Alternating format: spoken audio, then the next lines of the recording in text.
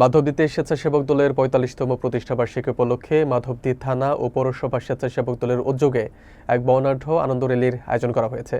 Rally Madhabdi SP institution school মাঠ থেকে শুরু হয়ে শহরের বিভিন্ন সড়ক প্রদক্ষিণ শেষে প্রাচীর ম্যানচেস্টার মোড়ে শেষ হয়। বিস্তারিত থাকছে মঞ্জুরুল আলমের প্রতিবেদনে।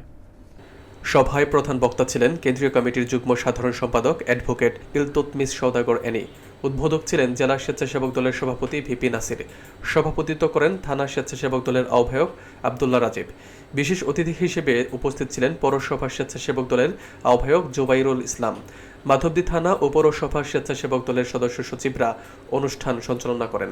র্যালি শেষে বক্তারা শিক্ষার্থীদের উদ্দেশ্যে বলেন, আমরা গণতান্ত্রিক বাংলাদেশ পেয়েছি এবং অসংখ্য শহীদদের আত্মত্যাগের বিনিময়ে। বিএনপির যুগ্ম মহাসচিব খায়রুল কবির খোকন অনুষ্ঠানে উপস্থিত থেকে শহীদদের আত্মার মাগফিরাত কামনা করেন এবং শ্রদ্ধা জানান।